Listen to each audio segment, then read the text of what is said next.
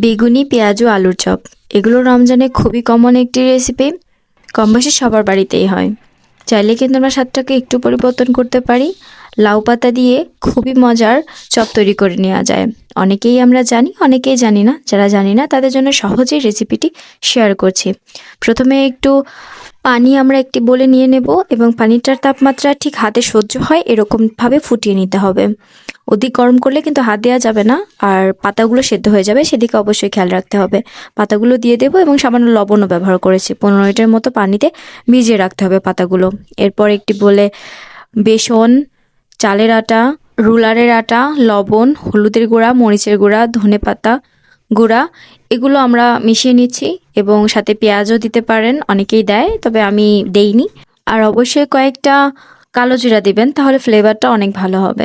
এরপর আমি দেখতে পাচ্ছেন কিভাবে লাউ পাতাতে সুন্দর করে এগুলো লাগিয়ে দিচ্ছি এবং ভাজ ভাজ করে দিচ্ছি। আপনারা চাইলে আপনাদের মনের মতো যেভাবে ইচ্ছা সেভাবে ভাজটা দিতে পারেন, তবে ভাজটা পাতলা রাখার চেষ্টা করবেন। আর লাউ পাতাগুলো অবশ্যই বড় পাতাগুলো না, মাঝারি পাতার থেকেও ছোট যেগুলো সেগুলো ব্যবহার করবেন, তাহলে খুব সহজে সেদ্ধ হয়ে যাবে এবং খুবই মুচমুচে হবে। এখানে আমি তেল গরম করে নিয়েছি এবং তেলটা একটু লো হিটে রাখতে হবে। হাই হিটে দিলে কিন্তু তাড়াতাড়ি করে এটা পুড়ে যাবে, বাহিরটা পুড়ে যাবে কিন্তু ভেতরটাতে কিন্তু সেদ্ধ হবে না। সেক্ষেত্রে হালকা হিটে রেখে আস্তে আস্তে করে এগুলো ভেজে নিতে হবে, তাহলে এগুলো অনেক বেশি মুচমুচে হবে এবং ভেতরটা খুব সুন্দরভাবে সেদ্ধ হয়ে যাবে। দেখতে পাচ্ছেন আমি দেওয়ার সাথে সাথে কত সুন্দরভাবে এগুলো ভাজা হয়ে যাচ্ছে।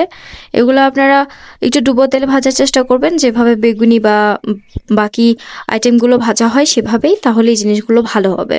প্রসেসটা খুবই সহজ, আপনারা দেখলেই বুঝতে পারবেন। আমি যেভাবে দেখাচ্ছি প্রতিটা স্টেপ আপনারা এভাবেই ফলো করবেন, তাহলে আমার মতো আপনাদেরটা পারফেক্ট হবে ইনশাল্লাহ। গরম ভাতের সাথেও এটা খেতে কিন্তু দুর্দান্ত লাগে। আপনারা যদি বানিয়ে থাকেন তাহলে অবশ্যই একটু ট্রাই করে দেখতে পারেন।